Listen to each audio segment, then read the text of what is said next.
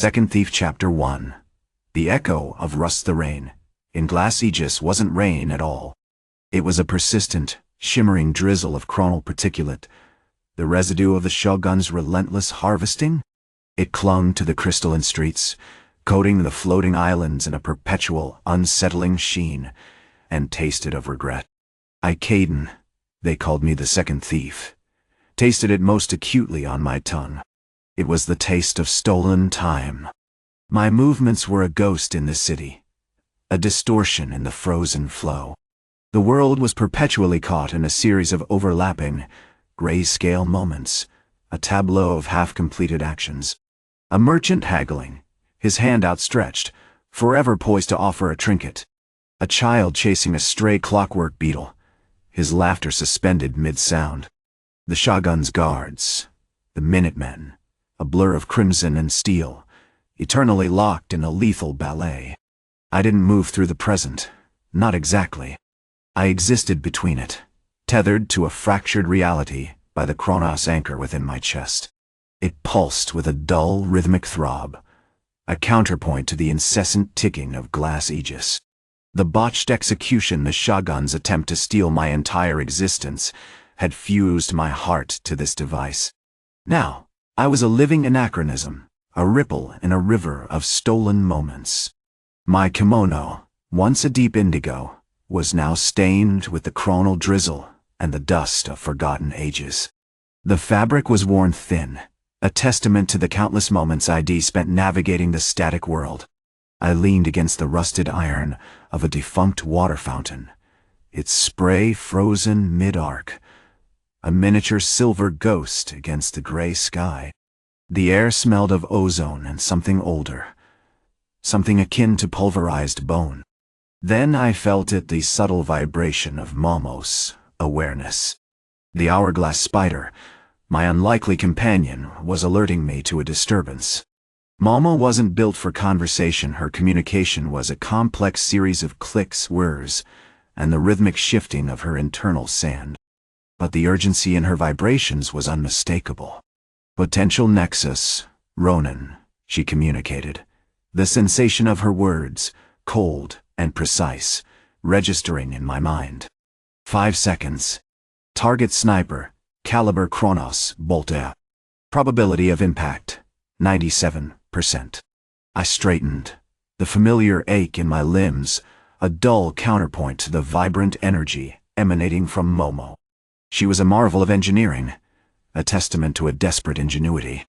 Crafted from a single, flawlessly polished hourglass, her body was filled with shimmering sand that shifted and flowed with the rhythm of time.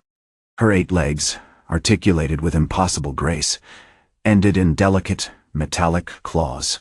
She was designed to pluck echoes, snapshots of potential futures, and occasionally, to disrupt them. I activated my senses, focusing on the designated point. Through the fractured lens of my Chronos-Anchor, I saw him, a figure clad in obsidian armor, perched atop a towering spire overlooking the shadow grit. He was meticulously aligning a Chronos bolt, a weapon designed to accelerate the decay of organic matter, the weapon the Shogun used to expedite the suffering of his subjects. He was a predator, poised to deliver the final, devastating tick. The sniper was part of the Shogun's Minutemen elite warriors whose bodies were treated with temporal accelerants, granting them movements that defied comprehension. They weren't just fast, they existed out of sync with the flow of time, a terrifying blur of lethal intent. Deploying web, Momo announced, her legs shifting with astonishing speed. She spun a shimmering web of fast time, a localized distortion of temporal flow, a translucent tapestry that stretched from her abdomen towards the sniper. It was a precarious maneuver, a delicate dance with causality. I didn't engage in direct combat. My skills weren't those of a warrior. My weapon, yesterday's edge, was a blade of impossible precision, forged from a meteor shard infused with chronal energy. It didn't simply cut through steel, it severed the threads of creation itself. With a single touch, I could unravel an object's history, reducing it to its constituent elements, a perfect, silent erasure. As the web enveloped the Chronos bolt, I moved. I wasn't swift, not in the conventional sense. My movements were deliberate, honed by countless repetitions within this frozen moment. I walked towards the sniper, a silent shadow against the gray landscape, my hand gripping yesterday's edge. The air thickened, the scent of ozone intensifying. The sniper, realizing he was about to be targeted, reacted instinctively, his hand pulling the trigger. The Chronos bolt discharged, a searing beam of temporal energy aimed directly at my chest. But the bolt never reached me. Momo's web had altered its trajectory, accelerating the weapon's disintegration into a cloud of rusted powder. I reached out, not to block the shot, but to touch the sniper's armor. It was cold, impossibly cold, like polished obsidian touched by frost.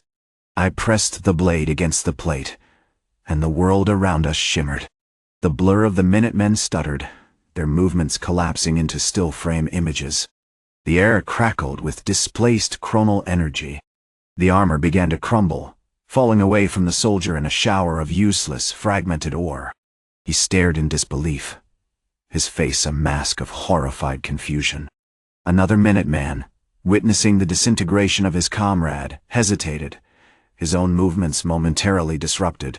This was the still-frame slaughter, my signature technique, a brutal, elegant dismantling of reality, a violation of the very fabric of time. It wasn't about killing, it was about undoing. The rain continued to fall, a relentless, shimmering reminder of the Shogun's dominion. I stood there, a solitary figure amidst the frozen chaos, the weight of countless stolen seconds pressing down on me. I was the second thief, and I had a debt to collect. Chapter 2. Echoes of Rust. The rain continued its insistent drumming, a silver curtain blurring the already fractured landscape. The stillness lingered, a suffocating blanket woven from shattered moments. The fallen Minutemen, stripped of their temporal armor, lay scattered like grotesque statues, their faces etched with an uncomprehending terror. The air tasted of metal and ozone, a sharp, metallic tang clinging to the back of my throat. Momo, ever vigilant, pulsed with a low, rhythmic thrum.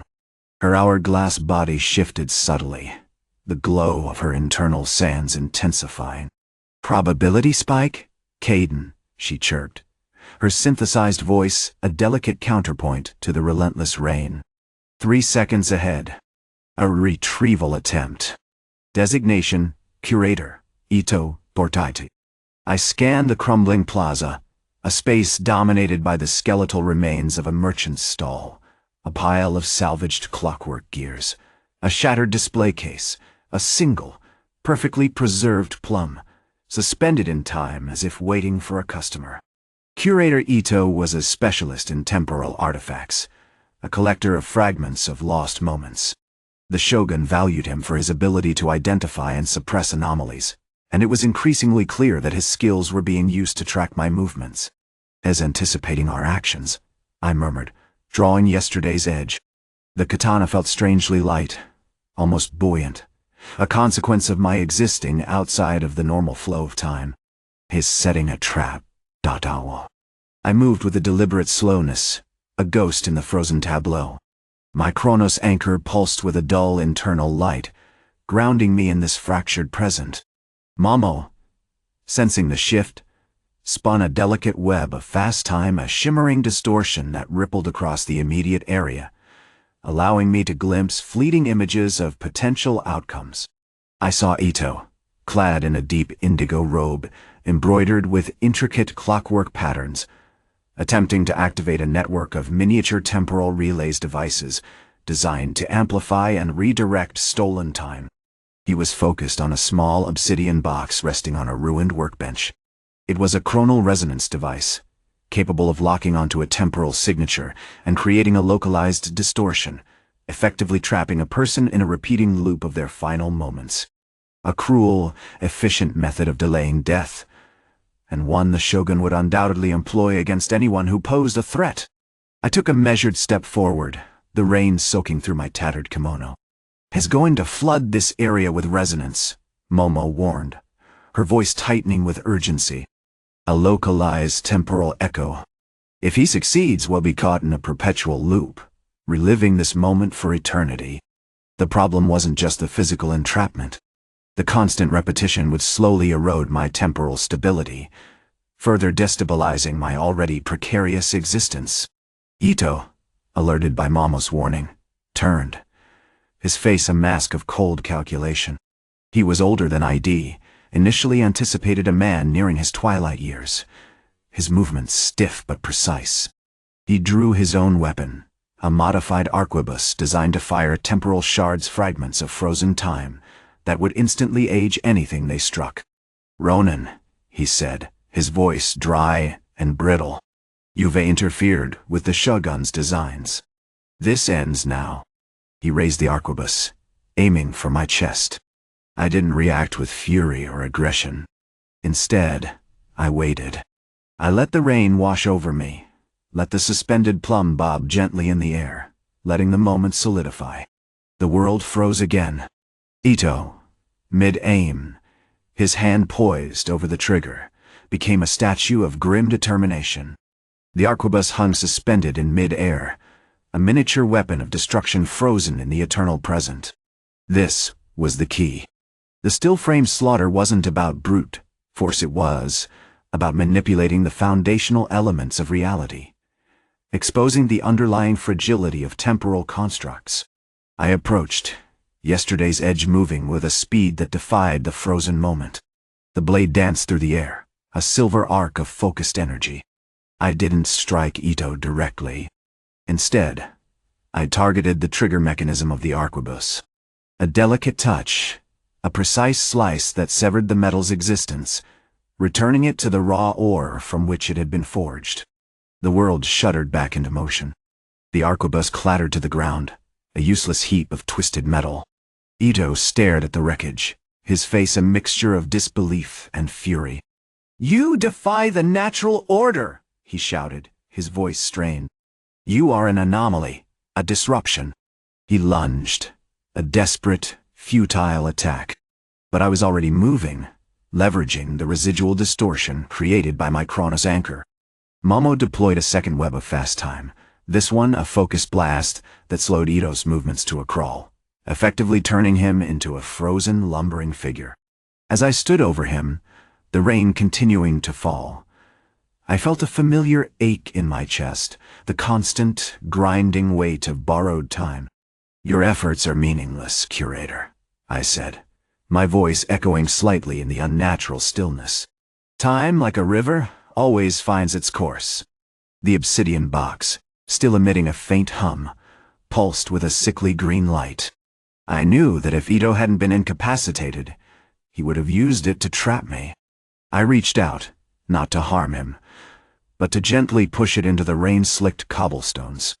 It shattered, releasing a wave of raw temporal energy that dissipated in a silent explosion, erasing the lingering echoes of Ito's preparations. The fight was over, for now, but the Shogun's forces wouldn't cease their pursuit. And I, the second thief, remained a ghost in a frozen world, perpetually hunted, perpetually collecting the stolen moments that constituted my existence. The rain intensified, a cold, insistent drumming against the fractured remains of the marketplace. The grayscale world pressed in, a suffocating blanket of suspended moments. Ito, encased in his glacial crawl, didn't move, didn't even twitch, a grotesque statue carved from frustration and disbelief. Momo, perched on my shoulder, meticulously adjusted her hourglass casing, a faint, rhythmic clicking the only sound besides the rain. "Has a fascinating specimen," I murmured, more to myself than to her. "A scholar consumed by order, blind to the grotesque beauty of chaos. He believes he controls time, but is merely a broken clock, measuring moments he doesn't understand." My gaze drifted upwards, towards the colossal spire of the Shogun, a needle of polished obsidian that pierced the perpetually overcast sky. It wasn't a building, not in the traditional sense. It was a meticulously crafted temporal anomaly, a zone where time flowed backward, accelerating the preservation of luxury while draining the lifespans of the lower city. The air around it shimmered with a palpable, oppressive stillness. "The Shogun grows impatient," Momo chirped, her voice a delicate whirring. "His Minutemen are closing in. 7 of them, detected approximately 27 seconds ahead dial. Standard patrol route, bearing west, employing the still frame tactic." The still frame slaughter. It was a brutal, almost artistic display of temporal manipulation. The Shogun's soldiers, encased in armor that amplified their movements, became fleeting shards of motion, blurring streaks of steel, their attacks impossibly fast. But it was a weakness I had learned to exploit. My Chronos-Anchor allowed me to freeze these attacks, to dissect them, to undo their creation with yesterday's edge. I adjusted my kimono, the indigo fabric now muted and dull in the grayscale world, and nodded to Momo. "Let's not waste time debating philosophy. It's time to collect." Scaling the spire was a descent into the heart of the Shogun's tyranny. The air grew colder, thicker, laced with the acrid scent of arrested time. Each step felt like wading through molasses, the world around me oscillating between frozen moments, a vendor's hand poised mid-reach for a coin, a child's laughter suspended in a silent scream, a falling shard of shattered glass eternally arrested in flight. As we ascended, the Minutemen materialized, their armor gleaming with an unnatural silver light. They were a relentless tide, their movements unsettlingly coordinated, their faces blank masks of temporal zealotry. The first encounter was brutal, swift, and utterly devoid of consequence for them. I activated my Chronos-Anchor, the world twisting into a grayscale nightmare. A towering warrior, his armor shimmering with temporal energy, lunged with a wickedly curved katana. I moved, not with speed, but with an unsettling patience, stepping into the frozen moment, my hand reaching out to touch the edge of his armor. The clang of metal against metal was a phantom sound. The armor, a masterpiece of layered steel and chronoconductive plating, dissolved, crumbling into a heap of useless ore that rolled down the spiraling steps. The warrior, caught mid-swing, remained frozen, his expression a mixture of horror and disbelief. "Efficient," Momo observed, her hourglass casing glowing brighter. "Your technique remains remarkably consistent, almost ritualistic." We pressed on, engaging the remaining Minutemen in a ballet of lethal stillness. Each confrontation was a brief, horrifying spectacle. Warriors turned to inert statues, their weapons reverting to raw materials, their lives stolen and rendered meaningless. The process wasn't about destruction. It was about undoing, about reversing the Shogun's theft. Finally, we reached the summit, a circular chamber dominated by a colossal hourglass, its sands eternally flowing upwards. Within, the Shogun sat upon a throne crafted from compressed time, a swirling vortex of past, present, and future. He was a figure of unsettling stillness, his eyes like polished gears, meticulously measuring the passage of stolen moments. He raised a hand, and a wave of energy surged outwards, the grand paradox. It felt like drowning in the present, a dizzying assault on my senses. I braced myself, channeling my Chronos-Anchor, pushing against the overwhelming force. "You are a fool, second thief." The Shogun's voice echoed, a distorted resonance of gears grinding against each other. "To believe you can unravel the tapestry of time. Time is not a river, it is a fortress. And I, its architect." As the paradox washed over me, I focused my intent, initiating the 0-hour strike. A searing pain ripped through my chest, a year of my remaining life being violently siphoned away. But I didn't falter. It was a necessary sacrifice, a price I was willing to pay to confront the tyrant. With a final, desperate plunge, yesterday's edge met the Shogun's life dial, a pulsating sphere of crystalline energy. The air crackled with temporal instability, and the Shogun screamed, a sound that echoed not through space, but through time itself. Chapter 4. Echoes of the Collapse. The chamber shuddered, not with the predictable violence of a direct assault, but with a sickening, granular unraveling. The swirling vortex beneath the Shogun's throne began to solidify, pulling in fragments of his stolen years, shimmering shards of aging flesh, collapsing bone, and the ghosts of forgotten faces. It was as if the very structure of his being was being consumed by its own theft. The grand paradox, instead of a destructive wave, became a collapsing echo, a self-consuming storm. Momo, clinging to my back, vibrated with frantic energy. Her hourglass body spun wildly, her temporal sensors overloaded. "The temporal feedback is chaotic," she buzzed, her voice a high-pitched whine. "The Shogun's energy signature is fracturing. It's like he's trying to overwrite his own existence." I tightened my grip on yesterday's edge. The familiar weight a small comfort in the escalating pandemonium. The air thickened, tasting of rust and the metallic tang of displaced moments. The colossal hourglass above us pulsed with an erratic crimson light. The sands within didn't flow upwards, they writhed, collapsing and reforming in a dizzying, nauseating dance. The Shogun, previously a statue of cold calculation, was visibly dissolving. His polished gear eyes flickered, losing their focused intensity. His movements, previously controlled and precise, became jerky and disjointed, like a broken clockwork mechanism fighting a desperate battle against entropy. "You think you've won, Ronin?" he rasped, the voice now fragmented, layered with the echoes of countless stolen moments. "You've merely created a wound. Time, like a stubborn stone, will always find a way to heal, to rebuild." He lunged, not with a calculated attack, but with a desperate, reflexive spasm. His hand, already dissolving, reached out, attempting to grasp at the air, as if to retrieve the stolen years that were fleeing from his grasp. I instinctively parried, yesterday's edge singing a mournful song as it brushed against his decaying hand. This wasn't a battle of strength, but of causality. Each touch of the blade wasn't an act of destruction, but a surgical removal of a point in time, a single thread pulled from the Shogun's intricate, corrupted tapestry. Suddenly, the room shifted. Not through time, but through perspective. The circular chamber blurred, dissolving into a fragmented collage of images. A young shogun, laughing with his retainers, a desolate battlefield ravaged by a forgotten war, a group of villagers weeping over the death of a child, their grief stolen and twisted into temporal currency. These weren't echoes of the present, they were echoes of potential, ripped from the timeline by the Shogun's relentless greed.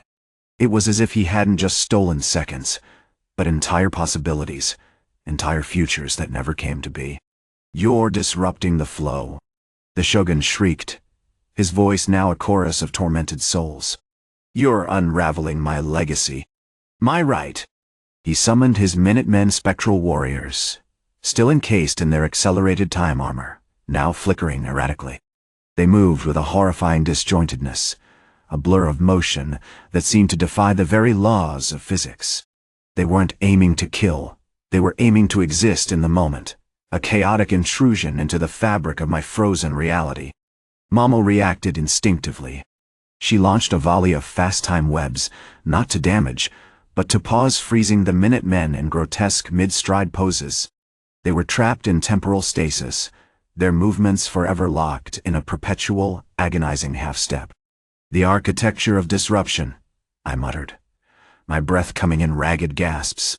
Each zero-hour strike was draining me, yet I felt a strange, nascent strength surging through me, fueled by the chaotic energy of the collapsing timeline. I brought yesterday's edge down again, this time targeting the smallest detail, the intricately crafted pommel of my katana. I touched it to the shimmering residue of stolen time clinging to the Shogun's throne. The throne shuddered violently. The vortex beneath it expanded, swallowing the Shogun's dissolving form. It wasn't a complete erasure, but a profound reconfiguration. The Shogun's essence didn't vanish, it was woven back into the tapestry of time, but fragmented, corrupted, 1,000 smaller Shoguns vying for dominance within the collapsing vortex. Then, silence. The room stabilized. The crimson light of the hourglass dimmed. The echoes ceased. I collapsed, the pain of the 0-hour strike still raw in my chest, but the feeling of being drained was replaced by a profound exhaustion. Momo, her hourglass body nearly empty, gently tapped my shoulder with a final rhythmic pulse. "The anchor is stable, Ronin," she buzzed weakly. "The stolen time, it's returning. But not entirely. It's fractured." I looked up at the colossal hourglass.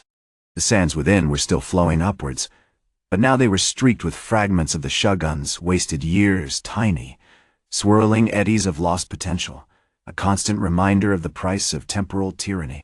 I was the second thief, and my victory wasn't a clean erasure. It was a shattered echo, a precarious balance, a forever marked moment in time. Chapter 5. The Shifting Sands. The silence after the throne's collapse was not peaceful. It was a held breath, a pregnant pause before a storm. The air in the spire's grand hall tasted of ozone and regret, heavy with the residue of unraveled timelines.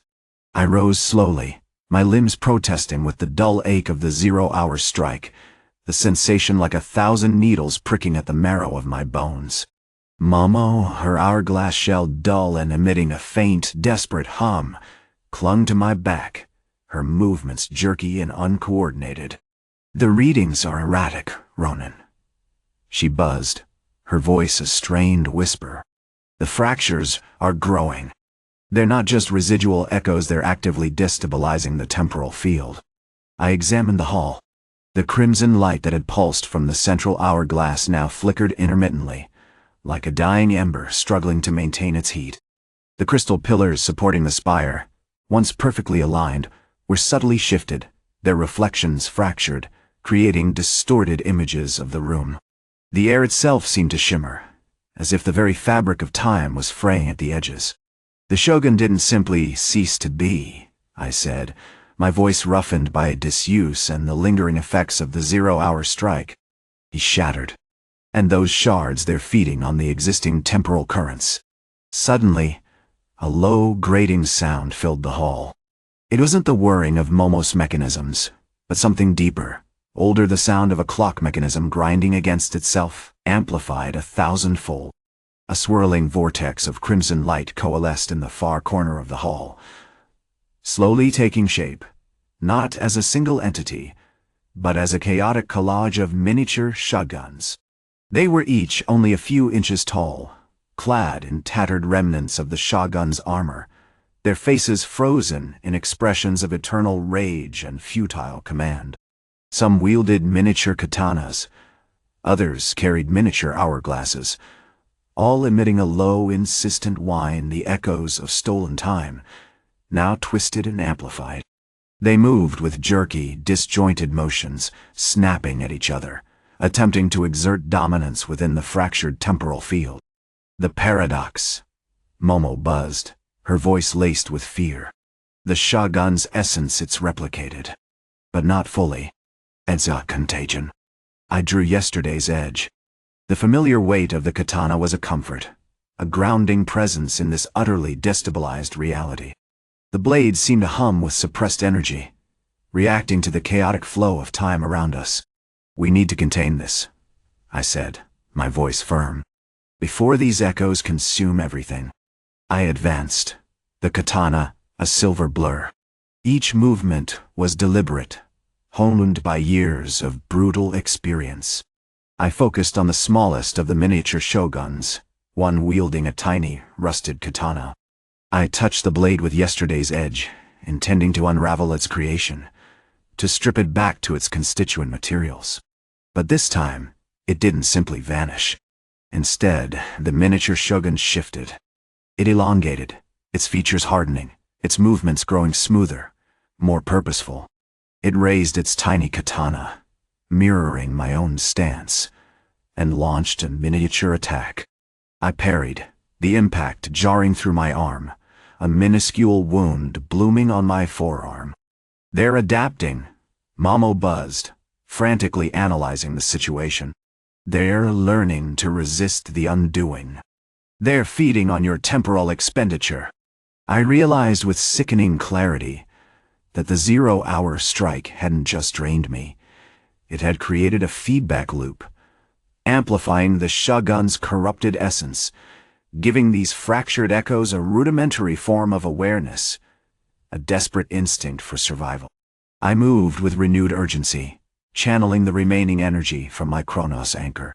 Instead of attempting to destroy the echoes, I focused on separating them, on disrupting their connection to the fractured temporal field. I targeted their hourglasses, the source of their stolen time. With a swift, precise movement, I touched each hourglass with yesterday's edge. The miniature shoguns shrieked, collapsing into dust, but the vortex in the corner pulsed violently. New echoes began to form, faster, more aggressive, a swarm of miniature tyrants fueled by the shogun's fractured will. "It's working partially," Momo said, her voice strained. "But it's accelerating the process. The temporal field is collapsing inward, drawing everything into itself." I knew I was running out of time. I drew upon the last vestiges of my strength, channeling a second 0-hour strike. This time, the pain was almost unbearable, a searing agony that threatened to overwhelm me. As the world slowed to a glacial pace, I focused all my energy on the central hourglass, the source of the chaos. I plunged yesterday's edge into its depths, not to undo, but to reset. It wasn't a clean severance. The hourglass shuddered, spitting out a torrent of crimson light, and the miniature shogun solidified, converging on me, a swirling storm of corrupted time and furious intent. I braced myself, expecting oblivion. But then, something unexpected happened. Momo, with a final burst of energy, spun a web of fast time, wrapping around the miniature shoguns. The echoes accelerated, becoming so rapidly aged and decayed that they simply vanished, reduced to dust by their own accelerated demise. The vortex collapsed.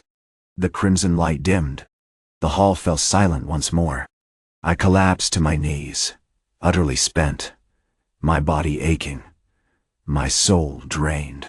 Momo, her hourglass shell shattered, lay beside me. A few grains of sand, the last vestiges of her existence. I looked up at the colossal hourglass. The sands within were still flowing upwards, but now they were clear, devoid of the swirling eddies of lost potential.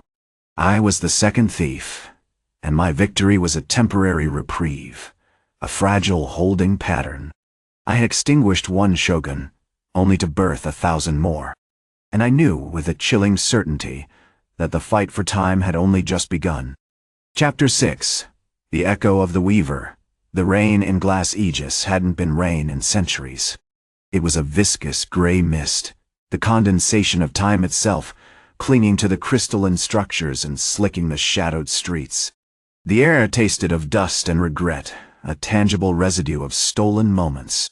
Kaden, leaning against the fractured remains of the spire's western wall, a futile attempt to gain a better vantage, felt it particularly keenly, the weight of 1,000 lost afternoons pressing upon him. Momo lay a few feet away, a constellation of shimmering sand, the only visible trace of her existence. He activated his Chronos-Anchor, a familiar thrum vibrating through his bones. The world sharpened, not with clarity, but with a disturbing stillness. The rain hung suspended in mid-fall, each drop a tiny frozen testament to the manipulation of time. The city was a tableau of arrested motion, a gallery of frozen violence and desperate ambition. The remaining Minutemen, their armor shimmering with residual temporal energy, were frozen mid-stride, their expressions frozen in a horrifying blend of arrogance and terror. He moved through them with the practiced grace of a ghost, a predator in a world of statues. The shogun's influence lingered, a subtle distortion in the air, making his movements feel both impossibly fast and agonizingly slow.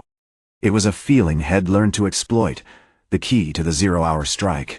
His target wasn't the shogun himself, a fading echo, barely more than a ripple in the fabric of time at the nexus, the intricate network of gears and conduits that fed the colossal hourglass at the spire's apex. It was here that the stolen time was amplified, concentrated, and ultimately weaponized. As he approached the Nexus, he noticed a change. The air grew colder, denser. A low hum resonated from the heart of the machine, a sound like 1,000 clocks ticking in unison. He could sense a new presence, an awareness within the Nexus. An echo of the Shoguns was solidified into something sentient. Suddenly, the frozen figures around him began to shift, not with movement, but with a subtle, disturbing rearrangement. The Minutemen didn't break their poses, but their armor seemed to subtly morph, shifting between chrome, bronze, and even the rough-hewn ore from which they originally came. The effect was unsettling, like watching a building slowly rebuild itself from its constituent parts, a frantic, recursive loop of creation and destruction. The Weaver, Mamo's voice, a dry whisper emanating from a newly repaired segment of her shell, broke the silence. The Nexus is attempting to rewrite itself. It's attempting to become whole. The Weaver. The Shogun, in his desperate attempt to maintain his temporal dominance, had imbued the Nexus with a fragment of his own consciousness. It wasn't an active intelligence, not in the conventional sense, but a relentless, obsessive drive to repair itself, to reclaim the stolen time. Kaden understood then. The miniature Shoguns weren't simply echoes of his past failures. They were fragments of the Nexus itself, struggling to reassert control. He reached the Nexus, a dizzying spiral of polished brass and pulsing chronometric energy. As he prepared to execute the 0-hour strike, he realized he wasn't fighting a machine. He was fighting a reflection of his own despair, a desperate attempt to reclaim what had been lost. This time, the agony was different. It wasn't just physical, it was a psychic assault. The Nexus poured itself into him, flooding his senses with the faces of the aged, the silent screams of those robbed of their futures. He saw his own mortality stretched out before him, a gaping void filled with the potential of lost seconds. He channeled all his remaining strength, ignoring the searing pain, focusing on the core of the Nexus. He plunged yesterday's edge into the swirling chronometric energy, not to reset, but to sever. This time, he didn't seek a full erasure. He sought a controlled fracture, a splintering of the Shogun's will. The Nexus roared, a sound that shattered the frozen tableau. The shifting armor of the Minutemen solidified into their final forms, sleek, terrifying weapons of temporal aggression. The crimson light intensified, and the miniature Shoguns, no longer swirling in chaotic unison, converged on Kaden, each one a tiny, pulsing vortex of stolen time. But this time, as they approached, Momo acted, not with a web of fast time, but with a carefully calibrated pulse of temporal disruption. She emitted a concentrated burst of chaotic energy, scattering the miniature Shoguns like shattered glass, disrupting their cohesion, destabilizing their existence. The crimson light flickered and died. The Nexus shuddered violently, emitting a final, desperate groan before falling silent. Kaden, drained and broken, collapsed against the machine. The last vestiges of the Shoguns were extinguished. As the stillness began to fade, and the rain resumed its relentless descent, Kaden looked up at the Nexus. Now, a silent, inert shell of brass and crystal. It wouldn't be destroyed. Instead, it would become a monument to the futility of eternal life, a testament to the enduring power of a moment. Mamo, her shell barely holding together, shifted slightly. The damage is far greater than we anticipated. The city, it's fracturing. Time itself is unraveling. Kaden knew she was right. His victory wasn't a reprieve. It was a prelude. He was no longer merely extinguishing individual Shoguns. He was tearing at the fabric of reality itself. And as he looked out across the rain-slicked streets of Glass-Aegis, he realized with chilling clarity that his fight was no longer for seconds. It was for the very nature of time. Chapter 7. Echoes of the Shattered Clock. The rain in Glass-Aegis had shifted. It wasn't the relentless, acidic downpour of before, but a fractured, echoing rain droplets appearing and vanishing in shimmering flashes, caught in loops of momentary existence. The air tasted of ozone and something ancient, like the dust of forgotten epochs. Momo, her hourglass shell now riddled with hairline fractures, emitted a series of frantic clicks, a desperate language of temporal distress. "The fractures! They're not just in the city, Kaden," she sputtered, her voice a rasping collection of gears and whispered static. "They're within you. Every touch of yesterday's edge, every moment I've manipulated, it's creating echoes, reverberations across timelines. I can feel them, fragmented memories of what could have been, bleeding into the present." Kaden's face, a mask of weary white, was slick with rain and grime. The Chronos-Anchor pulsed faintly beneath his skin, a constant, unsettling thrumming that echoed the chaotic rhythm of the city. He felt it. 2 fleeting images, a field of blossoming cherry trees, and a time before Glass-Aegis. The face of a young woman he didn't recognize, a warrior clad in crimson armor, slaying a monstrous serpent. Fragments of lives stolen, moments undone, swirling within him like trapped spirits. "The Shogun didn't just hoard time," he rasped, his voice strained. "He weaponized it. The Nexus wasn't just a harvest machine. It was a loom, weaving a tapestry of temporal distortions." He gripped yesterday's edge, the katana's familiar weight, a small comfort against the encroaching madness. "And we've just ripped a gaping hole in its design." A tremor ran through the crumbling spire, the Tower of Eternal Noon. The air shimmered, distorting the already surreal cityscape. Buildings seemed to flicker in and out of existence, replaced momentarily by versions of themselves older, younger, more opulent, or choked with decay. Figures, translucent and wavering, drifted through the streets, caught in the temporal eddies.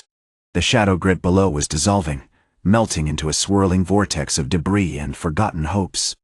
"We need to stabilize the Nexus," Kaden said, his eyes fixed on the silent, fractured shell of the machine. "But simply dismantling it won't work. The damage is systemic. It's like trying to stop a waterfall with a single pebble." Suddenly, a sound cut through the chaos, a low, rhythmic chime, emanating from the heart of the Nexus. It was a discordant melody, a fractured clock, ticking out of sync with the universe. From the fractured shell of the machine, a figure began to coalesce, not a warrior, not a shogun, but a child. He was a boy, no older than 10, dressed in simple indigo robes, his face pale and etched with an unnerving serenity. He held a small, exquisitely crafted music box, its gears whirring with unsettling precision. As he played, the temporal distortions intensified, pulling at the edges of reality with an agonizing force. "The Echo Child," Momo whispered, her gears grinding in alarm. "A temporal anomaly. A child born from the fractured timelines. He feeds on the echoes, growing stronger with each distortion." Kaden recognized the danger instantly. The Echo Child wasn't merely a consequence of their actions. He was the consequence, a being woven from the unraveling fabric of time itself. He was a predator, drawn to the wounded heart of reality, and Kaden, in his desperate attempt to restore balance, had inadvertently lured him into the heart of the storm. As manipulating time through music, Kaden realized, using the fractured melodies to accelerate the unraveling. He raised yesterday's edge but hesitated. A direct attack would only fuel the Echo Child's power. "We need to silence the music," he said, his voice grim. "But how do you silence the echoes of eternity?" Momo, defying her failing shell, emitted a precisely timed pulse of temporal disruption, not directed at the Echo Child, but at the Nexus itself. It was a desperate gamble, a calculated attempt to sever the boy's connection to the machine. The Nexus shuddered violently, the fragmented rain intensified, and the Echo Child froze, his hands suspended mid-motion, the music box silent. For a moment, everything held still. Then, the Echo Child began to laugh, a high-pitched, chilling sound that resonated with the decaying rhythm of Glass-Aegis. He raised his hand and, with a single deliberate movement, shattered the hourglass shell of Momo, sending shards of glowing sand scattering across the rain-slick streets. As the last fragment dissolved, Kaden felt a searing pain, a complete severing of his connection to the temporal stream. He was normal, no longer existing between seconds. He was simply there, an observer, trapped within the unrelenting present. He looked at the Echo Child, who now stood before him, radiating an unsettling calm. "You are a beautiful paradox, little one," Kaden said, his voice devoid of emotion. "A reminder that even in the face of annihilation, something new can be born." The Echo Child smiled, a chilling, vacant expression. "And you, Ronin," he said, his voice echoing through the fractured city, "are the final note." Chapter 8. The Rust of Remembrance. The rain in Glass-Aegis hadn't ceased, but it had shifted. It no longer fell in a chaotic torrent, but in a slow, deliberate drizzle, each drop a tiny, suspended moment. The visual distortion of the city had lessened, the shimmering edges of the floating islands blurring into a softer, almost melancholic haze. Kaden felt it, a profound, unsettling quietude settling over him, not of silence but of absence. He was anchored, undeniably, within the current of time, a ghost adrift in the relentless flow. The Echo Child, now simply referred to as Silas, hadn't moved since shattering Momo. He remained perched on a crumbling ledge overlooking the shadow grit, a sculpted miniature figure amidst the decay. He was studying Kaden with an unnerving intensity, his eyes once filled with the fragmented echoes of forgotten lives, now reflecting only a disconcerting blankness. Kaden shifted, the movements stiff and unfamiliar. His body, so accustomed to the disjointed rhythm of the Chronos-Anchor, now felt heavy, burdened by the weight of linear time. He reached for yesterday's edge, instinctively drawn to the familiar weight of the katana. But as he brought the blade to his side, a wave of nausea washed over him, a phantom sensation of being pulled apart, like a thread unraveling. He lowered the sword, a profound understanding dawning upon him. He was vulnerable, exposed, a simple man facing a being born from time itself. "You have a strange appreciation for stillness, Ronin," Silas said, his voice still echoing, but now devoid of the chilling resonance. "It is a state I understand intimately." Kaden didn't respond, simply observing. The shadow grit below was a tapestry of muted gray and rust, the remnants of the Shogun's stolen lives coalescing into a pathetic tableau. The villagers, slowly regaining their lost years, moved with a bewildered grace, their faces etched with confusion and a nascent, aching memory of a time stolen. He saw a young boy, no older than Silas had been when he first manifested, clutching a broken music box, tears silently tracing paths down his aged cheeks. "You severed my connection," Kaden finally spoke, his voice a low rasp, "but you created another. This stillness, this awareness of the present." Silas inclined his head slightly. "Time is a river, Ronin, and rivers, given enough force, erode everything. I merely accelerated the process." He gestured with a long, slender hand towards a patch of rusted metal beneath him, a discarded Minuteman armor plate, now reduced to a pile of dull, useless ore. "Your method was quaint. A blunt instrument against an infinite wound." A new sound pierced the drizzle, the rhythmic ticking of a single ancient clock, hanging precariously from a rusted beam in the spire. It was a remnant of the Shogun's obsession with preservation, a mocking reminder of the eternity he sought to control. Kaden felt a sudden, overwhelming compulsion to reach it, to silence its incessant ticking. As he moved, Silas anticipated his intention. "Do not trouble yourself, Ronin. It will soon fall silent." With a subtle gesture, the clock swung wildly, smashing against the stone wall with a resounding crash. Dust and fragments rained down, and the intricate gears within were rendered useless, a frozen testament to the Shogun's hubris. "You understand now," Silas said, a flicker of something akin to amusement in his eyes. "The futility of resistance." the immutable nature of time's decay. Kaden realized then that Silas wasn't a being of malice, but of pure, detached observation. He wasn't a destroyer, but a consequence, a product of the Shogun's corrupted ambition, a living echo of his theft. He noticed something else then, a subtle shimmer in the air around Silas, a distortion similar to the one Head felt when Head first activated yesterday's edge. It wasn't a reflection of time itself, but of something within time, a potentiality, a ghostly impression of what Silas could be. "You are not simply a reflection," Kaden said, his voice gaining a newfound urgency. "You are a seed, a potential." He raised yesterday's edge, not towards Silas, but towards the shimmering distortion in the air. "And I intend to prune it." As the katana left his hand, the air crackled with energy. The rain intensified, forming a vortex around Silas, and a wave of temporal disruption washed over him. He didn't scream, didn't fight. He simply faded, his form dissolving back into the fragmented echoes of forgotten lives, becoming one with the rain, one with the rust, one with the relentless, indifferent flow of time. When the last shimmer vanished, the rain slowed again, returning to its melancholic drizzle. Kaden stood alone, the scent of ozone hanging in the air, the rhythmic ticking of the ancient clock silent. He looked down at yesterday's edge, still gleaming faintly in the rain, and a single bitter laugh escaped his lips.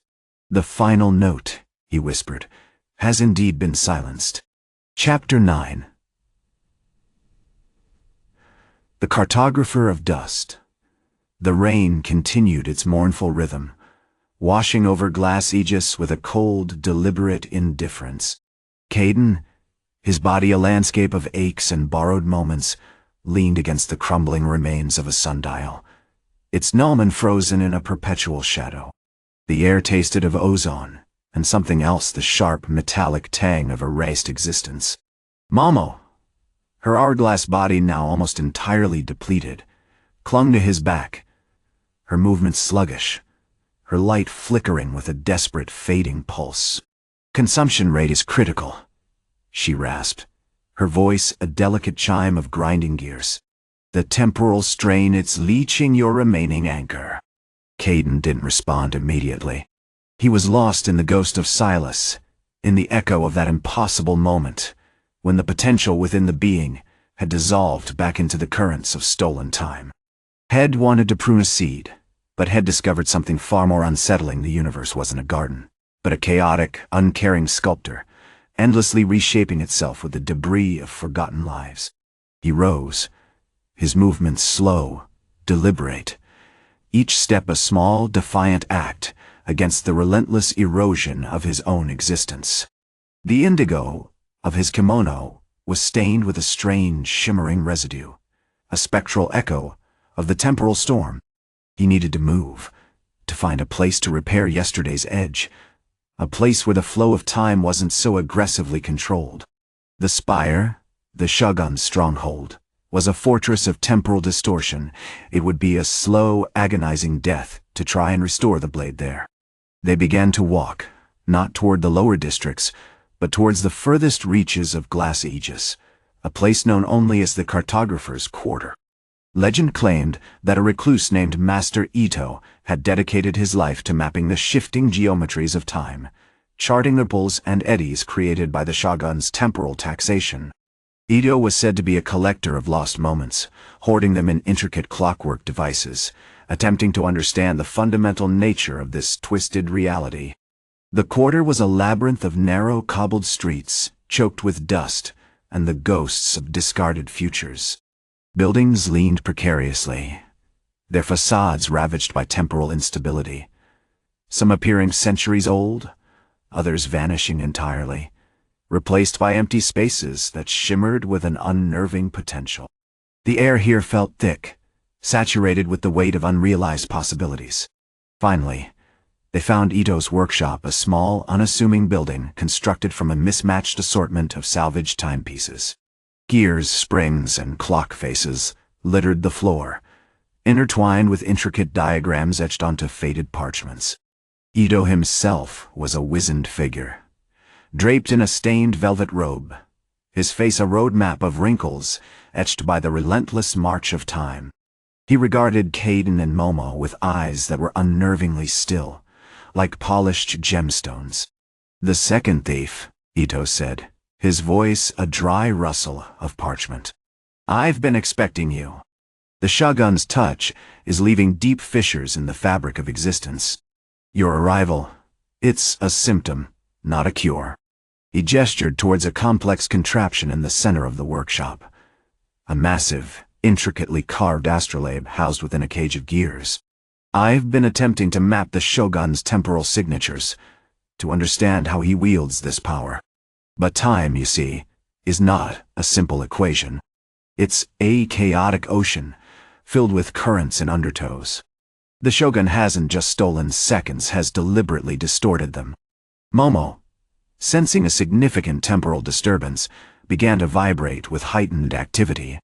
"The astrolabe. It's resonating with the grand paradox," she whispered. "The Shogun is attempting to create a localized temporal loop, a self-sustaining echo of his own eternal youth."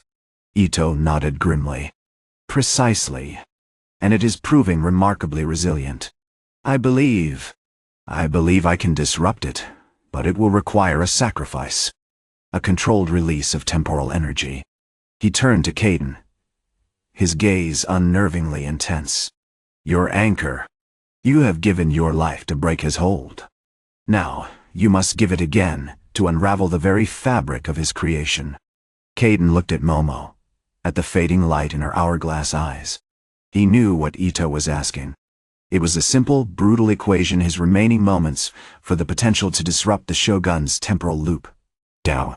He raised yesterday's edge, the blade gleaming with a cold, ethereal light. "Let the final note be silenced," he whispered, his voice barely audible above the ticking of the astrolabe and the relentless drumming of the rain. The weight of the universe, of all the stolen seconds, settled upon him, a final, crushing burden. Chapter 10. The Echo of Dust. The rain in Glass-Aegis intensified, a weeping, metallic curtain that blurred the already fractured edges of the city. Ito's intervention had triggered a shift, a ripple in the frozen present.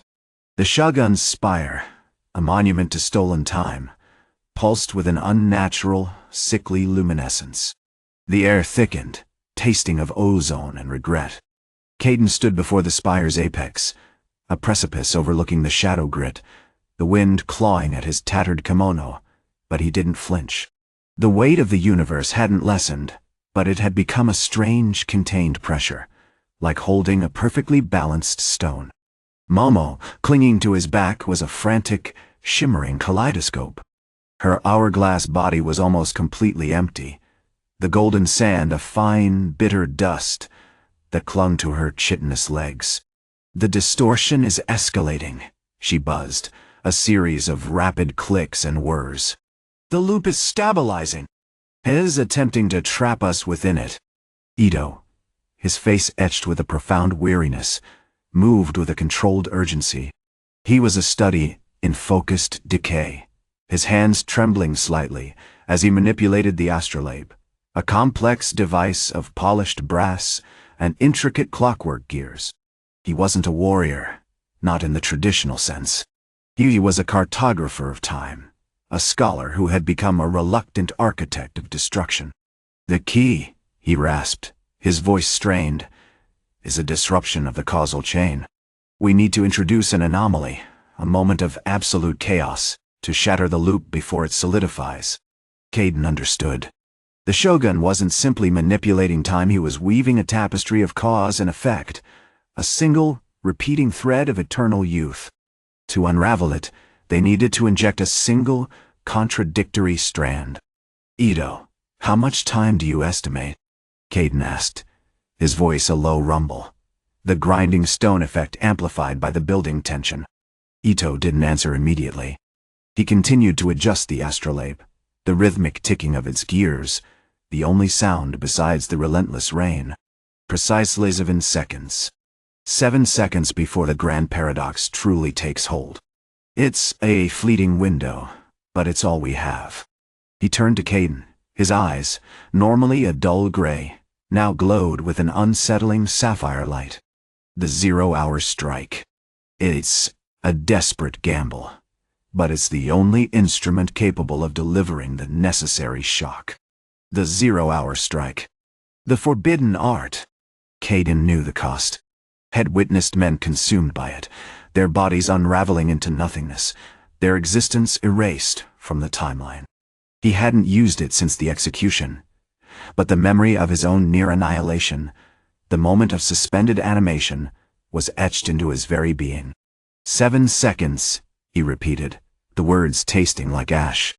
Let's make them count. He shifted, drawing yesterday's edge. The blade pulsed with a colder, more intense light, feeding on the residual temporal energy swirling around the spire. Momo, sensing the imminent action, spun herself into a tighter coil around Kaden's back, her hourglass body vibrating violently. The Shogun, alerted to the imminent disruption, appeared at the spire's summit, a figure sculpted from age and arrogance, his eyes glowing with the malevolent blue of the grand paradox. He raised a hand, and a cadre of minute men materialized around him, their armor shimmering with distorted time, blurring into lethal projectiles. You dare challenge my dominion? The Shogun boomed, his voice echoing across the frozen cityscape. You would unravel the masterpiece of my existence? Kaden didn't respond to his taunts. He focused on the swirling vortex of temporal energy surrounding the Shogun. On the precise moment, Ito had identified 7 seconds before the grand paradox consumed everything. He activated the 0-hour strike. The world fractured.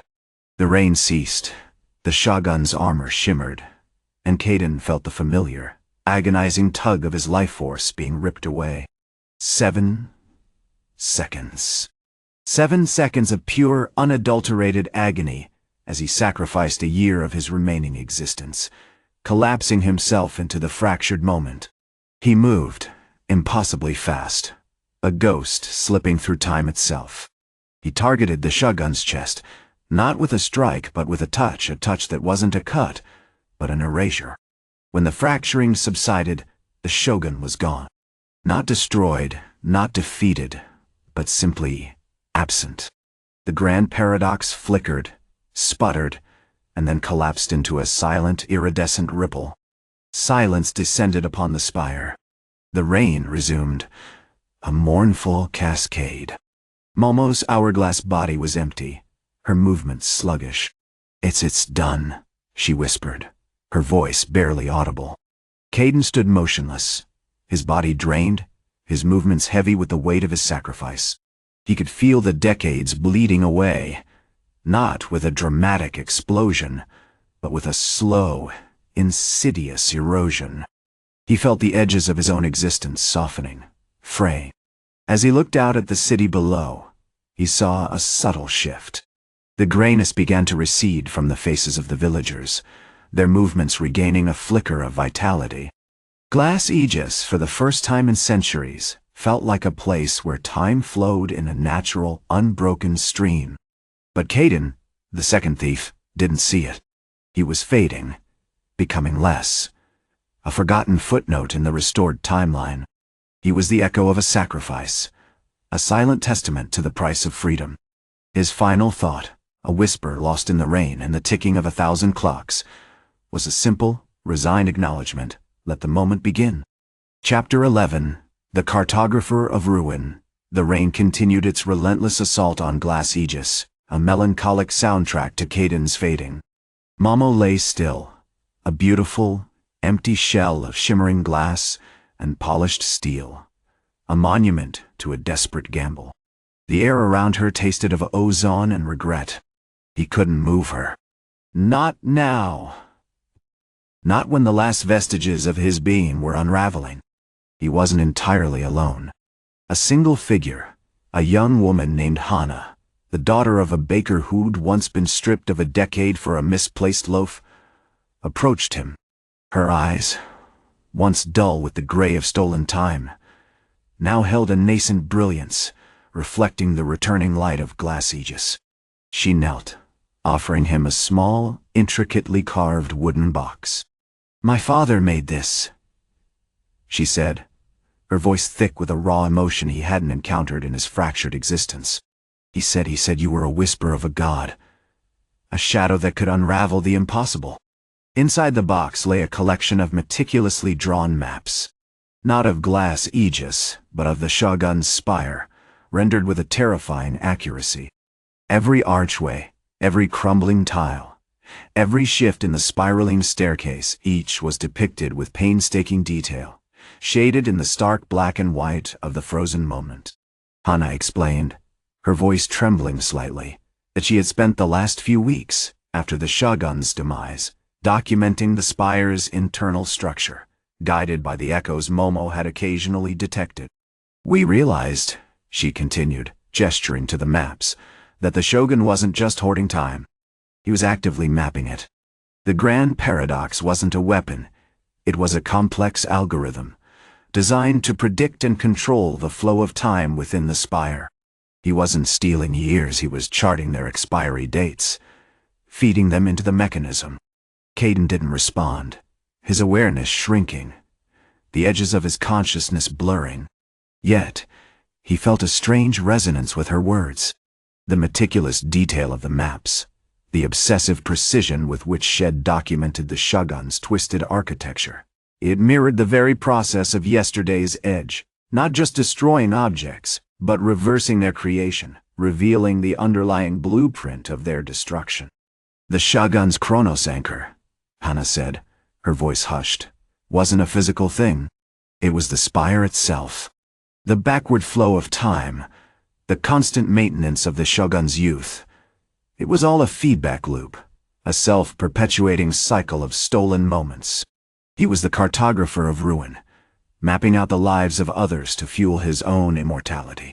A faint, rhythmic ticking began to permeate the air, a subtle counterpoint to the ceaseless rain. Kaden found himself instinctively reaching out, not with his blade, but with his awareness, trying to grasp the source of the sound. It was emanating from the spire, faint but persistent, like the tremor of a dying clock. "He left a key," Hana whispered, pointing to a minuscule detail on one of the maps, a barely perceptible discoloration in the mortar between two columns. "A pressure point. Something that will reactivate the paradox if someone tries to disrupt the flow again." Suddenly, a low growl echoed from the shadows. A contingent of Minutemen, their armor gleaming under the gray light, emerged from the swirling mists. They hadn't been dispatched by the villagers. They had been drawn by the residual temporal disturbance, the last echoes of the grand paradox. These weren't warriors of honor. Their faces were blank, their movements unnervingly fluid, driven by the accelerated time coursing through their veins. They moved like predators, blurring into lethal streaks of steel. Kaden, despite his fading strength, reacted instinctively. He didn't attempt a direct attack.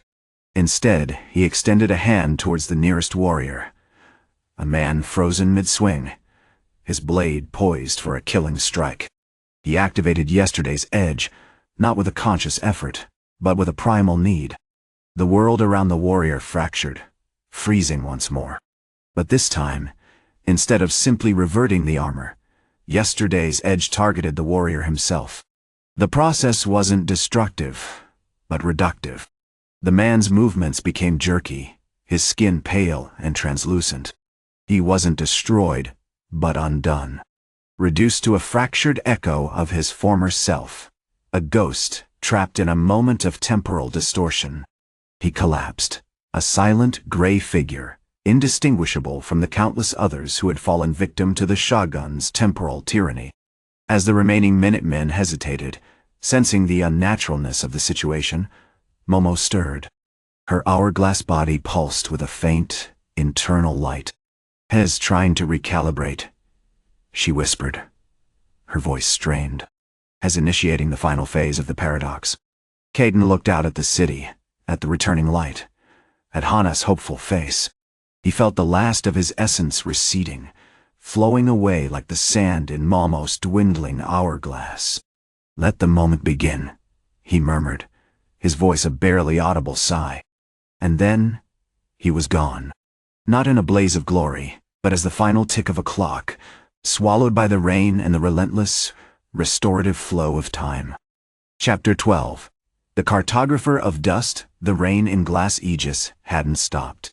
It was a cold, persistent drizzle, a weeping gray that mirrored the state of Kaden's memories. He was fading, not with a dramatic collapse, but with the gradual erosion of a landscape. The edges of his perception blurred, the sounds of the returning city, the relieved cries of children, the murmur of villagers reclaiming their lost years becoming distant echoes, like whispers carried on a forgotten wind.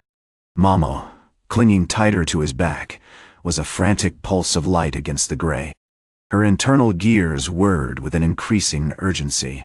The anchor is destabilizing. Hez pouring everything into the final reset. Her voice, a digitized chime, was laced with a chilling understanding. It's not just the Shogun, Kaden. Hez, attempting to rewrite you. Kaden felt it then.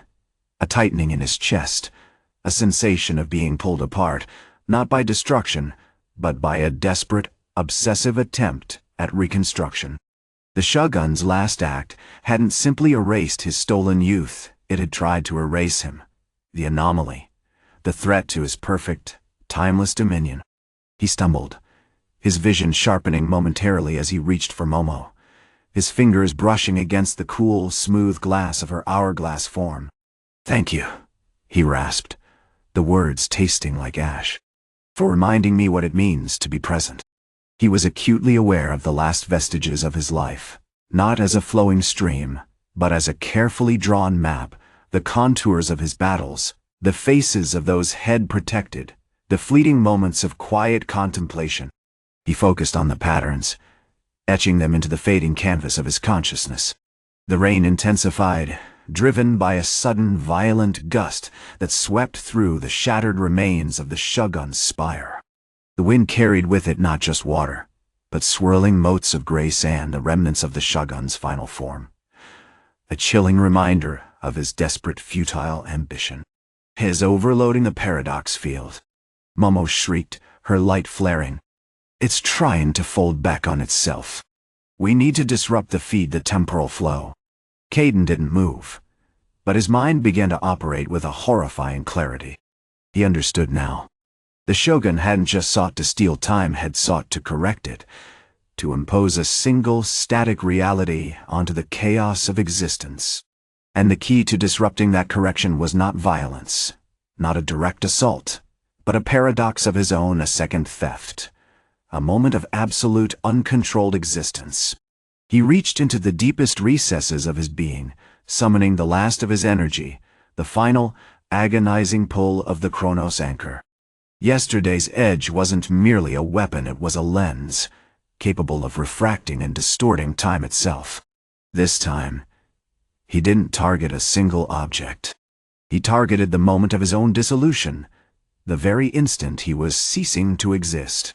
He focused on the fading echo of his heartbeat, the last tremor of his fading form, and plunged yesterday's edge into it.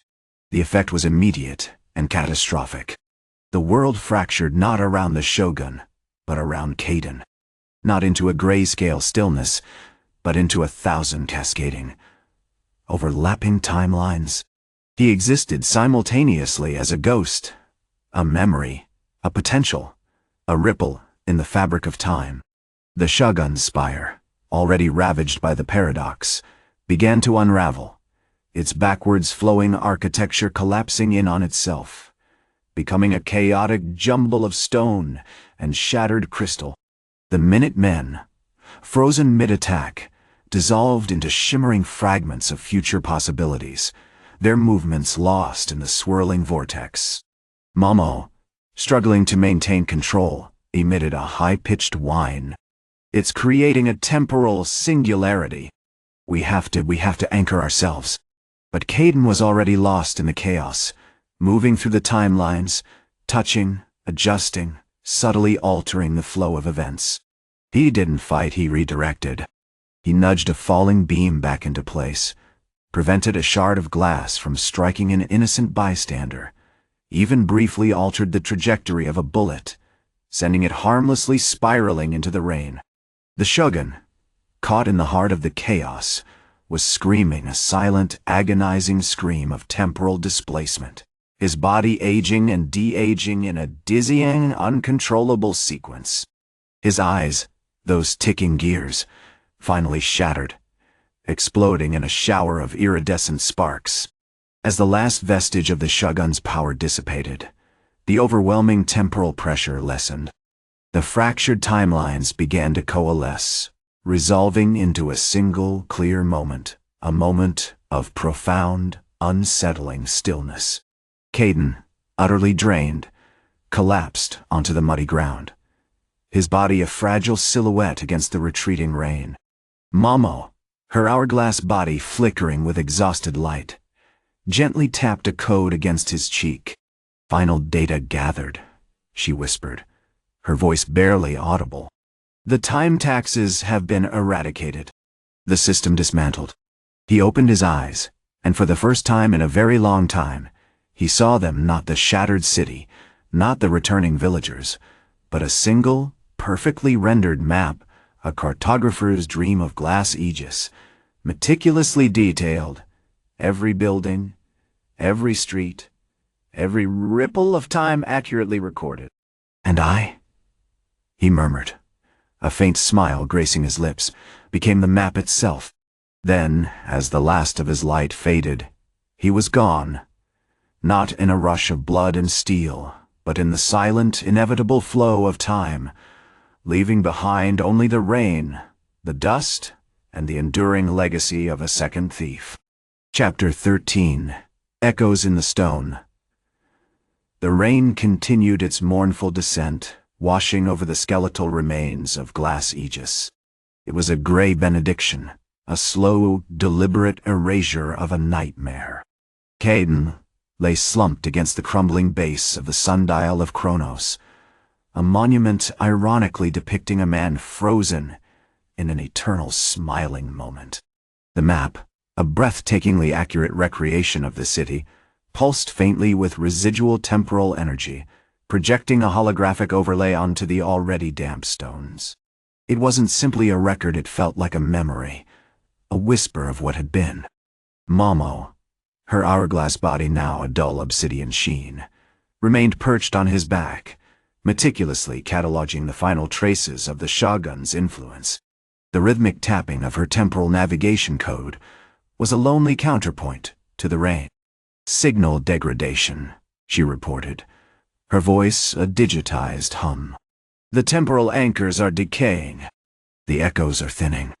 Kaden stirred, a low groan escaping his throat, a sound like wind whistling through a cracked bell. He pushed himself up, his movements stiff, each motion conscious exertion. The weight of his borrowed years pressed down on him, a tangible burden. He ran a hand over his face, feeling the fine, brittle white of his hair, a stark testament to the colossal price he'd paid. "The system is gone," he said, his voice a rasp, "but the scars remain." He gestured towards the shogun's spire, now a jagged ruin clawed by the relentless storm. The air around it still shimmered with the ghost of temporal distortions, a lingering reminder of the grand paradox. A single act, a desperate gamble. It brought us here, but it also fractured something within this city. The echoes of stolen time are like water, constantly seeking the lowest point, always striving to fill the void. Momo rotated her hourglass body, her inner workings whirring softly. In detecting fluctuations, localized distortions. They're reacting to the re-emergence of the villagers' lifespans. Their memories, they're attempting to rebuild the system, to instinctively recreate the harvest. A grim understanding settled over Kaden. The villagers, robbed of decades, weren't just regaining their youth, they were haunted by the ingrained habit of offering up their time. The shogun hadn't simply stolen, had planted a seed, a deeply rooted instinct that threatened to resurrect the misery had unleashed. "We cannot simply erase them," he said, his gaze fixed on the spire. "We must redirect our attention." He reached into the folds of his indigo kimono and retrieved a small, intricately carved jade stone, a miniature sundial, no larger than his thumb. It was a relic from his past, a token given to him by his master, a lesson in patience and acceptance. This was his final lesson. Time is not a resource to be exploited, but a river to be navigated. We must teach them to flow with it, not against it. With a deliberate grace that belied his ravaged state, Kaden activated the sundial. The jade glowed with a soft, pulsating light, projecting a holographic image of a serene Zen garden, meticulously raked gravel, carefully placed stones, a single, blossoming cherry tree.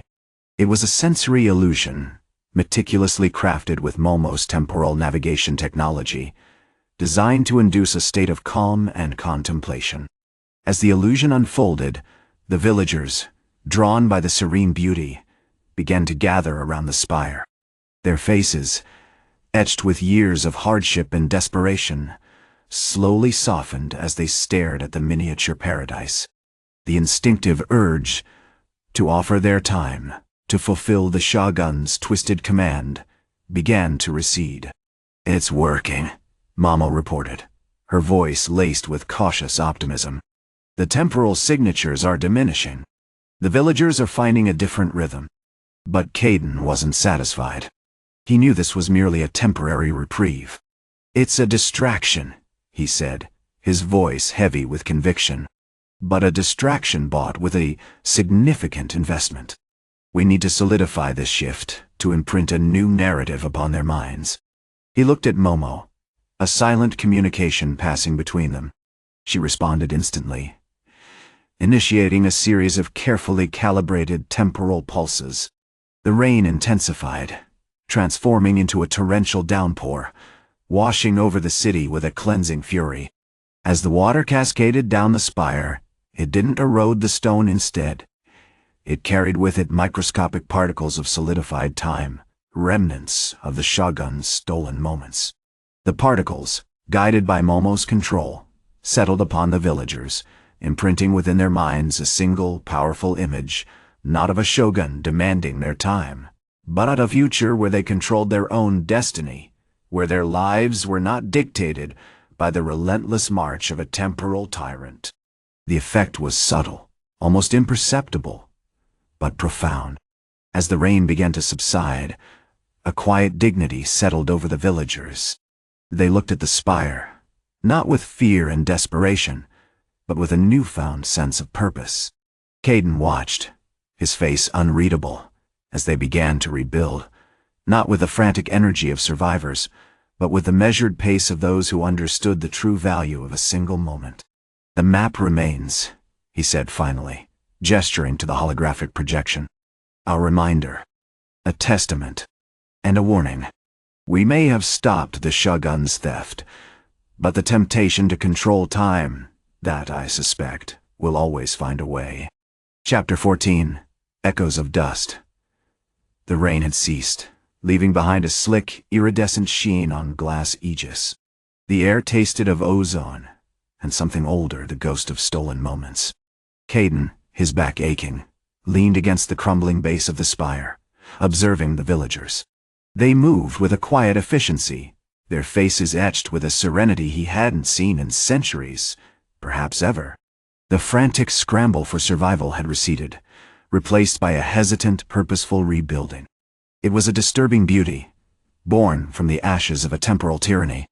"It's remarkable," he murmured, the sound a rasp of dry parchment.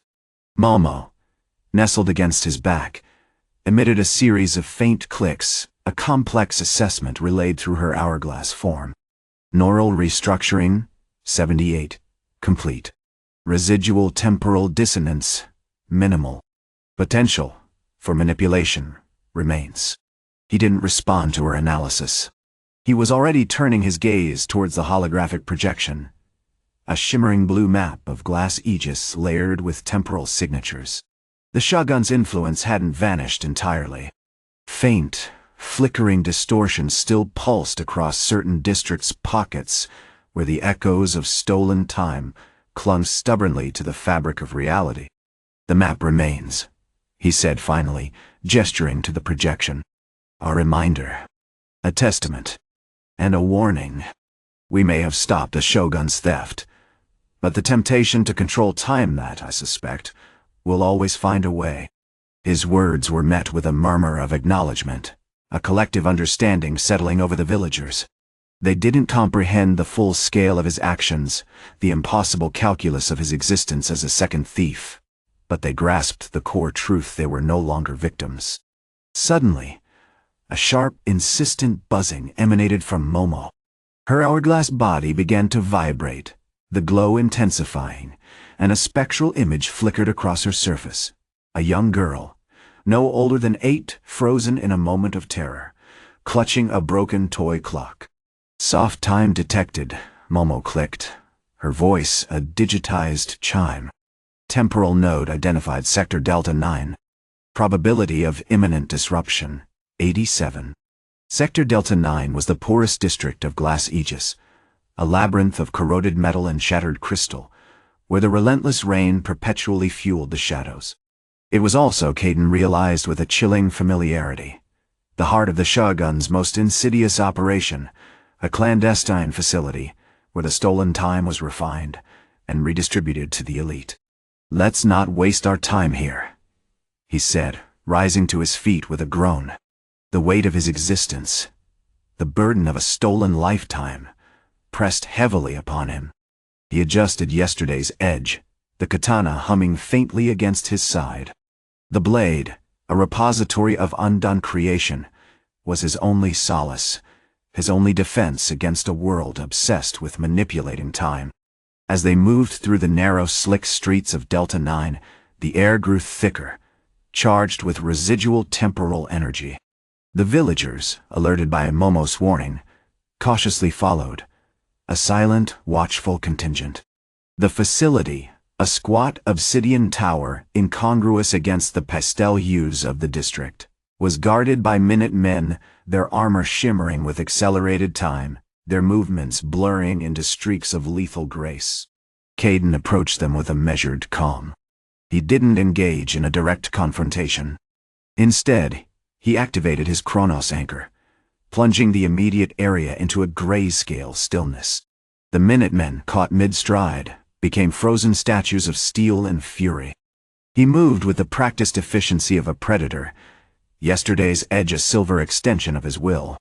He touched the armored plates of the guards, and with each contact, the metal dissolved back into raw ore, collapsing into useless heaps on the rain-slicked ground. It was a brutal, elegant dance of undoing, a silent declaration of defiance against a regime built on stolen moments. But as he dismantled the first line of defense, he realized something was different. The temporal distortions surrounding the facility were intensifying, coalescing into a tangible wave of energy. It wasn't a simple disruption. It was a carefully orchestrated countermeasure. Momo's clicks grew frantic. Temporal feedback loop initiating. The Shogun's remnants are attempting to reconstruct his shield. The grand paradox is reasserting itself. Before Kaden could react, a figure emerged from the heart of the tower. Not a Minuteman, but a chrono-engineer. A warped reflection of the Shogun himself, clad in a suit of temporal armor, and wielding a device that pulsed with chaotic energy, a miniature version of the grand paradox. He raised the device, and a beam of pure temporal energy lanced out, aimed directly at Kaden. "You've interfered too much, second thief," the engineer snarled, his voice a grating echo of the Shogun's tyranny. "Time demands order, and you will be erased." Chapter 15. Echoes of the ruin. The beam struck, not with the blinding flash of the grand paradox, but with a chilling, granular decay. It wasn't a forceful disintegration, but a meticulous unraveling. Kaden felt it first as a prickling numbness, then as the very fabric of his kimono unraveling thread by thread, the indigo dye leaching into the rain. He reacted instinctively, raising yesterday's edge, but the blade itself seemed to shudder, the silver momentarily blurring as the temporal energy distorted its form. He wasn't simply enduring an attack, he was being deconstructed, his existence pulled apart at a fundamental level. The engineer, a grotesque caricature of youthful arrogance, laughed, a high-pitched frantic sound that echoed through the suddenly silent facility. "Such raw potential wasted on sentiment," he shrieked, adjusting the device. "You cling to moments, little thief.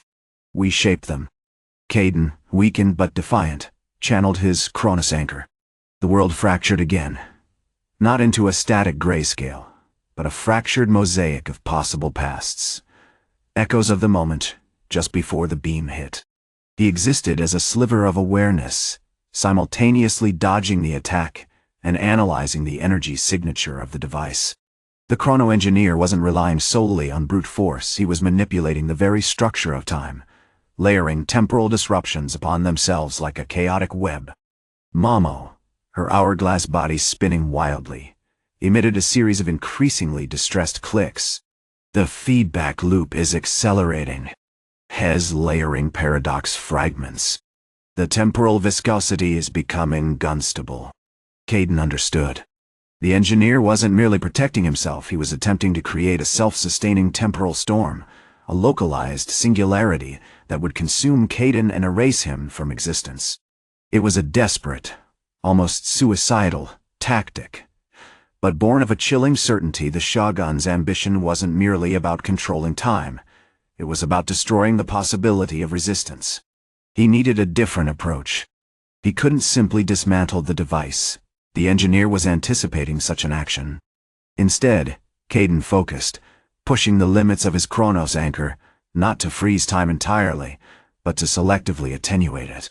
He began to perceive the flow of time around the engineer, not as a single stream, but as a confluence of countless tributaries, each carrying a different temporal current. The air shimmered, distorted by his effort. The engineer, momentarily thrown off balance, reeled, clutching at his temporal armor as the flow of time around him stuttered, slowed, then momentarily accelerated, causing the device in his hand to sputter and spark. "Impossible!" the engineer roared, his face contorted with fury. "You're disrupting the core matrix." He retaliated, unleashing a concentrated burst of temporal energy. This time, Kaden braced himself, not by dodging, but by embracing the chaos. He allowed the energy to wash over him, meticulously tracking its fluctuations, identifying the points of maximum intensity. It was akin to navigating a raging river, a terrifying, overwhelming experience, but one had learned to control with the unwavering precision of a master swordsman. As he absorbed the energy, a strange, almost painful sensation surged through him. He wasn't just resisting the attack, he was consuming it. His Chronos-Anchor pulsed with an unnatural light, drawing the temporal energy into himself, converting it into raw, untamed potential. But the process was taking its toll. His vision blurred, his body ached with the strain. Mamo's clicks became desperate pleas, Chronos overload imminent. "The anchor is destabilizing." Suddenly, Kaden understood. The engineer hadn't simply created a temporal storm, he had unwittingly created a vessel. His desperation, his chaotic manipulation of time, was feeding Kaden's Chronos-Anchor, accelerating its capacity exponentially. With a guttural cry, Kaden seized the opportunity. He abandoned his defensive posture, channeling the amplified energy through yesterday's edge. The blade glowed with an intense silver light, not reflecting the fractured mosaics of time, but actively bending them. He lunged, not with a strike, but with a gesture. He touched the chrono-engineer's armor, and instead of dissolving it, he began to unravel its connection to the temporal flow. He wasn't destroying the armor, he was severing its link to the Shogun's temporal control. The engineer screamed as his temporal armor flickered, destabilized, and then vanished entirely, leaving him standing in his undersuit, exposed and vulnerable. The miniature grand paradox sputtered and died, collapsing into a harmless puddle of shimmering temporal residue. As the last vestiges of the attack faded, Kaden collapsed, his body trembling, his breath coming in ragged gasps. Mamo's hourglass spun slowly, its sand dwindling to a mere trickle. "The anchor, it's contained," she whispered, her voice barely audible. But the strain, it's taken a piece of you. Kaden looked down at his hand and saw that a faint silver scar had appeared on his palm, a permanent mark of the moment head touched the edge of eternity. He was weary, wounded, and undeniably closer to oblivion, but a grim satisfaction settled over him. He had not simply survived. He had shifted the balance, even if only for a fleeting moment. The second thief, bound by honor and driven by a desperate hope, had silenced one echo of the Shogun's tyranny.